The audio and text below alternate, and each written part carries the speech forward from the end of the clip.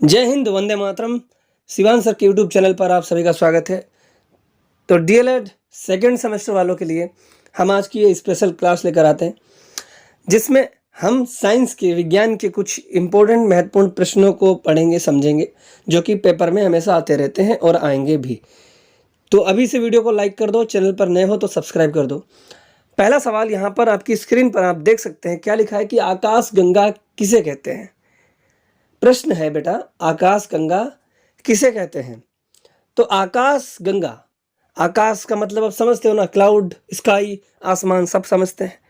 उत्तर में क्या लिखा है, आकाश गंगा असंख्य तारों का एक विशाल पुंज होता है। बात समझिएगा, असंख्य मतलब अनगिनत, बहुत सारे।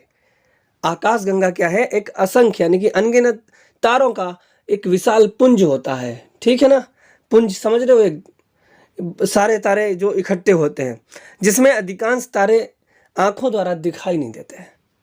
तो आकाश गंगा में असंख्य तारे होते हैं, ठीक है ना, जो आंखों से दिखाई नहीं देते, और यूनानी भाषा में इसे गैलेक्सी भी कहा जाता है।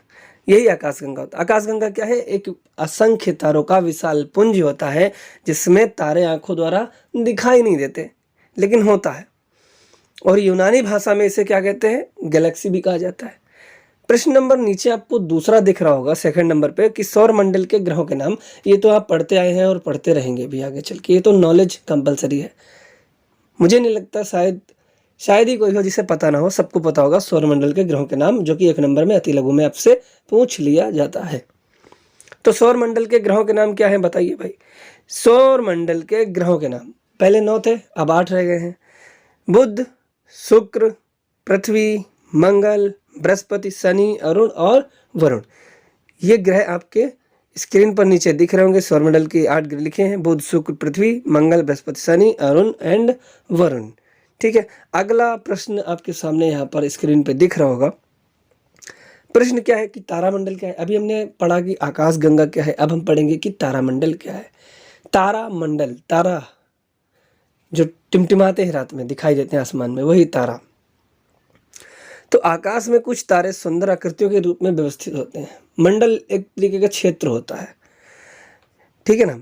आकाश में कुछ तारे, रात में आपने देखा होगा आसमान में बहुत सारे तारे दिखाई देते हैं। तो कुछ तारे जो हैं वो सुंदर आकृतियों के रूप में व्यवस्थित होते हैं। कुछ तारे ऐसा लगेगा आपकी डिजाइन बनी हुई है इनमें, आपने देखा होगा, नहीं देखा तो एक बार ट्राई करके देखना।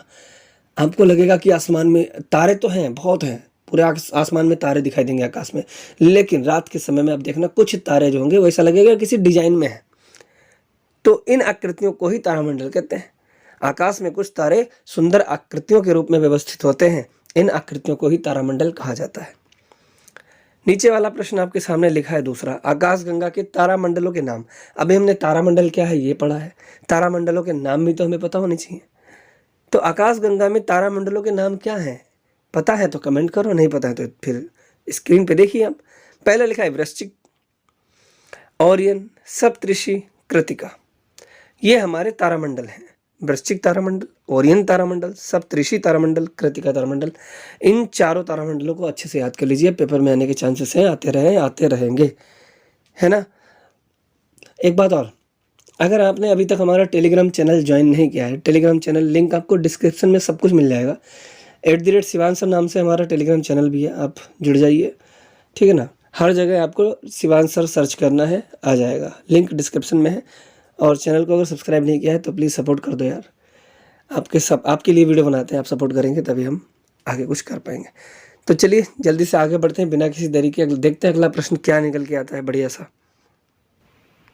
तो अगला प्रश्न निकल कर आया है, जो कि छाया क्या है। हम सब देखते रहते हैं, हमारी भी छाया बनती है। हर वस्तु की छाया बनती है जिस पर प्रकाश पड़ता है ना। जिस वस्तु से प्रकाश टकराता है और प्रकाश आर पार नहीं जाता है, उस वस्तु की छाया बनती ही बनती है। व्यक्ति की, जानवरों की, जितने भी पशु पक्षी हैं, जीव जंतु हैं, उन सभी के आर पार प्रकाश नहीं जा पाता, इसलिए हमारी परछाई बनती है। आपने पेड़ पौधे देखे होंगे, प्रकाश पड़ता है सीधे, आर पार नहीं निकल पाता, इसलिए वहाँ पर छाया बन जाती है। तो छाया क्या है, लिखना कैसे है, ये तो प्रैक्टिकली मैंने समझा दिया आपको। उत्तर क्या लिखेंगे आप, कि जब किसी अपारदर्शी वस्तु को जब किसी अपारदर्शी वस्तु को प्रकाश जाने वाले मार्ग में रख दिया जाता है तो वस्तु प्रकाश को आर पार जाने से रोक देती है, जिससे वस्तु के दूसरी ओर प्रकाशहीन क्षेत्र बन जाता है। इस प्रकाशहीन क्षेत्र को वस्तु की छाया कहते हैं। मैंने जो बोला वही लिखा है यहाँ पे कि जब किसी अपारदर्शी वस्तु जिसके आर पार देखा नहीं जाता या जिसके आर पार प्रकाश नहीं जा सकता, उसे प्रकाश के मार्ग में रख देंगे। आप एक टॉर्च लेना और एक मेज पर आप कुछ भी डिब्बा वगैरह कुछ भी रख देना, बॉक्स, किताब ही सीधी सीधी रख देना, तो क्या होगा, जो तुम्हारी बुक है वो सीधी सीधी आपने टॉर्च के सामने रख दी। अब टॉर्च का प्रकाश उस आपकी किताब से टकराएगा तो क्या होगा, किताब के आर पार हमारा प्रकाश जाएगा नहीं और पीछे क्या बन जाएगी, छाया बन जाएगी। कहने का मतलब यही है कि किसी भी वस्तु के आर पार अगर प्रकाश नहीं जाता है तो उस वस्तु की छाया बन जाती है। तो यही हो गया छाया। छाया यानी शेडो, इंग्लिश में बोलते हैं शेडो। इसका कॉन्सेप्ट आपको क्लियर हो गया है, ठीक? तो लाइक कर दो और आगे अभी और प्रश्न आएंगे, उनको भी देखते हैं। तो स्क्रीन पर आप देख सकते हैं हमारे सामने जो टॉपिक निकल कर आया है वो सूर्य ग्रहण का है। सूर्य ग्रहण का प्रश्न ऐसा है ना कि आप अगर प्रीवियस ईयर के पेपर उठा के देखोगे ना तो 2014, 15, 16, 17 जब से भी हमारी बीटीसी होती आ रही है ये प्रश्न आपको ज़रूर मिलेगा। 22 में, 21 में, 23 में आता ही आता है। सूर्य ग्रहण तो आप याद कर लीजिए, सूर्य ग्रहण और चंद्र ग्रहण दो जरूर पूछे जाते हैं। तो सूर्य ग्रहण जो है इसको क्या होता है इसके बारे में बताइए। सूर्य ग्रहण की घटना कब होती है, इसकी घटना कब होती है, पूछ लेता है। तो क्या बताना है कि जब सूर्य और पृथ्वी के बीच, जब सूर्य और पृथ्वी के बीच में अगर चंद्रमा आ जाता है, समझना, सूर्य ग्रहण में क्या होता है, सूर्य और पृथ्वी के बीच चंद्रमा आ जाता है। सूर्य ग्रहण में सूर्य पृथ्वी के बीच चंद्रमा जाता है और चंद्रमा की छाया पृथ्वी पर पड़ने लगती है, ठीक है ना। सूर्य पृथ्वी के बीच में चंद्रमा आ गया तो चंद्रमा की जो छाया है वो पृथ्वी पर पड़ने लगेगी और सूर्य ग्रहण लगता है। जहाँ ये छाया पड़ती है, जिस जगह पर पृथ्वी पर ये छाया पड़ती है वहाँ या तो सूर्य दिखाई नहीं देता या फिर सूर्य का बड़ा हिस्सा काला दिखाई देने लगता है। बात समझ में आई है कि जिस जगह पर पृथ्वी पर जहाँ भी ये सूर्य ग्रहण लगता है, जहाँ ये छाया पड़ती है वहाँ सूर्य दिखाई नहीं देता या फिर सूर्य का बड़ा हिस्सा काला दिखाई देने लगता है और इसी खगोलीय घटना को सूर्य ग्रहण का नाम दिया जाता है। सूर्य ग्रहण में इतना याद रखना, कुछ मत लिखना, कुछ ना याद रहे तो सिर्फ ये लिख देना कि सूर्य ग्रहण में सूर्य और पृथ्वी के बीच चंद्रमा आ जाता है। इतना लिख दोगे नंबर मिल जाएगा, ठीक है। अगला हम जो टॉपिक पढ़ेंगे वो हमारा निकल के आएगा चंद्र ग्रहण का। चंद्र ग्रहण की घटना कैसे होती है, क्या होता है, इसके बारे में पढ़ेंगे। तो अब हम बात करने वाले हैं चंद्र ग्रहण के बारे में। तो चंद्र ग्रहण किसे कहते हैं? अभी हमने पढ़ा सूर्य ग्रहण के बारे में, लेकिन अब हमें किसके बारे में पढ़ना है, चंद्र ग्रहण के बारे में। मैंने बोला ना ये दोनों टॉपिक बहुत इंपॉर्टेंट है, इनको अच्छे से याद कर लेना।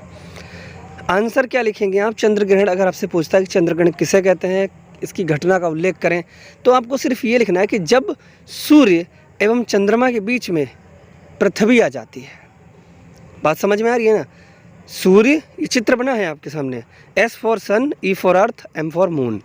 जब सूर्य चंद्रमा के बीच में पृथ्वी आ जाती है, मतलब बीच में अगर पृथ्वी आ गई तो क्या होगा, चंद्र ग्रहण होगा। चंद्र ग्रहण में सन और मून के बीच में अर्थ आ जाती है और यह घटना पूर्णिमा के दिन होती है। चंद्र ग्रहण की घटना जो है पूर्णिमा के दिन होती है और सूर्य ग्रहण की घटना वो अमावस्या के दिन होती है। याद रखना, ये 2 पॉइंट आ सकते हैं अलग से, इसलिए मैंने बोला है अच्छे से याद कर लीजिए। बात समझ में आ रही है कि नहीं। अपना कॉपी पेन उठाइए और जिस तरह से वीडियो में दिखाया जा रहा है वैसे लिख लीजिए। ये ग्राफ अच्छे से बना लेना तो और अच्छे नंबर मिल जाएंगे आपको, ठीक है। विज्ञान का आपका जो पेपर है, साइंस का जो पेपर है वो 25 नंबर का होता है, जिसमें आपको 12 नंबर लाने होते हैं और बहुत ईजिली आप ला सकते हो अगर आप बहुविकल्पीय प्रश्न अति लघु कर लेते हैं। तो इतना हार्ड नहीं होता है जितना आप लोगों ने समझ रखा है। आई होप कि यहाँ तक आप लोगों को सब कुछ समझ में आया होगा। तो चलिए बढ़ते हैं हमारे अगले टॉपिक की तरफ, जो कि है मृदा अपरदन से रिलेटेड। ये टॉपिक सारे जितने मैं पढ़ा रहा हूँ ये सब आपके जब आप कंपटीशन लेवल की तैयारी करते हैं वहाँ पर भी आपको देखने को मिलेंगे। सीटेट वगैरह अगर आप डालते हो तो वहाँ भी आपको मिल सकते हैं, साइंस अगर लेते हैं तो। तो साइंस में ये चीज़ें बेसिक हैं, नॉर्मल हैं, अच्छी हैं। तो मृदा अपरदन क्या होता है, पूछ लेता है कई बार। देखिए, सबसे पहले मैं बताना चाहता हूँ कि मृदा का मतलब होता है मिट्टी, और अपरदन मतलब कटाव। जल और वायु के प्रकोप से कई बार क्या होता है कि भूमि की जो ऊपरी सतह जल के साथ होती है ना, वो बह जाती है। जो हमारी पृथ्वी की ऊपरी सतह होती है वो हवा में, पानी में बह जाती है। तो वायु द्वारा या जल के द्वारा एक स्थान से दूसरे स्थान पर चली जाती है, ये कह सकते हैं हम। और भूमि का जो इस प्रकार का एक स्थान से दूसरे स्थान पर बह जाना, चले जाना, यही मृदा अपरदन कहलाता है। मिट्टी का कटाव हो जाना, कटान हो जाना और एक जगह से दूसरी जगह पर चले जाना। कैसे जाती है मिट्टी एक जगह से दूसरी जगह? पृथ्वी की ऊपरी सतह, या तो तेज पानी आ जाता है, पानी के बहाव से, या हवा के प्रकोप से, आंधी जब वगैरह चलती है, तो यही सब मृदा अपरदन का कारण बन जाता है। समझ में आया मृदा अपरदन क्या होता है? अगर समझ में आया तो कमेंट कर दीजिए और लाइक कर दीजिए वीडियो को। पहली बार देख रहे हैं तो चैनल सब्सक्राइब करना मत भूलना। अगला टॉपिक बहुत ही प्यारा है, जिसके झटके हम लोग अधिकतर झेलते रहते हैं, भूकंप। तो अभी हमारे स्क्रीन पर भूकंप निकल कर आ चुका है, हमारी स्क्रीन पर भूकंप आ चुका है। और भूकंप जो है ना, वो कई लोगों को समझ नहीं आता। हम लोग अधिकतर देखा होगा अपने घरों में, कई बार पृथ्वी हिलने लगती है। अगर आपको ध्यान होगा, आपने ध्यान दिया होगा, तो आप बिस्तर पर अगर सो रहे होंगे तब भी झटके महसूस करते हैं, पंखे हिलने लगते हैं छत पे लगे हुए। तो भूकंप का अर्थ होता क्या? एक्चुअली में होता क्या कि भूकंप जो होता है पृथ्वी की कंपन से होता है। कंपन मतलब वाइब्रेशन या वाइब्रेट। ये एक कैसी घटना है? नेचुरली होता है, प्राकृतिक घटना है। इसको हम लोग नहीं बनाते, ये अपने आप ही आती है, जिसमें पृथ्वी के अंदर से ऊर्जा के निकलने के कारण तरंगें उत्पन्न होती हैं। और ये तरंगे क्या करती हैं? सभी दिशाओं में फैलकर पृथ्वी को कंपित करती हैं, मतलब पृथ्वी में वाइब्रेशन पैदा कर देती हैं। पृथ्वी के अंदर बहुत ऊर्जा भरी है, पृथ्वी के अंदर कूट कूट कर ऊर्जा भरी हुई है। और उसी ऊर्जा के निकलने के कारण क्या होता है? तरंगे उत्पन्न होती हैं, वेव्स उत्पन्न होती हैं, जो सभी दिशाओं में चारों तरफ फैल जाती हैं और पृथ्वी को जो है वाइब्रेट करती हैं, कंपित करती हैं। और जिसके कारण क्या होता है? हमें झटके महसूस होते हैं, पंखे हिलने लगते हैं, बिस्तर हिलने लगते हैं, है ना। तो यही सब कारण होता है भूकंप आने का, और यही भूकंप होता है। आपको भूकंप, मृदा अपरदन, चंद्र ग्रहण, सूर्य ग्रहण, ये सारी चीज़ें अच्छे से समझ में आ गई हैं तो प्लीज़ एक लाइक मार दो यार। टेलीग्राम चैनल हमारा है @शिवांश नाम से ज्वाइन कर लो, लिंक आपको डिस्क्रिप्शन बॉक्स में मिल जाएगी। चैनल सब्सक्राइब करना मत भूलना। जो साइंस के मुझे इम्पोर्टेंट पॉइंट्स लगे, टॉपिक लगे, मैंने आपको इस वीडियो में दे दिए, और जो भी लगेंगे, ठीक है, उनको भी समय निकाल कर मैं अच्छे से बना के आपके सामने पेश करूँगा सरल भाषा में, जिससे कि आप अच्छे से सीख पाएँ। तो ज़्यादा से ज़्यादा हमारे साथ जुड़िए, हमारे चैनल को सब्सक्राइब कीजिए, हमारे टेलीग्राम चैनल से जुड़िए और तैयारी करते रहिए। मिलते हैं फिर किसी नई वीडियो में, तब तक के लिए जय Hind, Vande Mataram, bye bye, take care.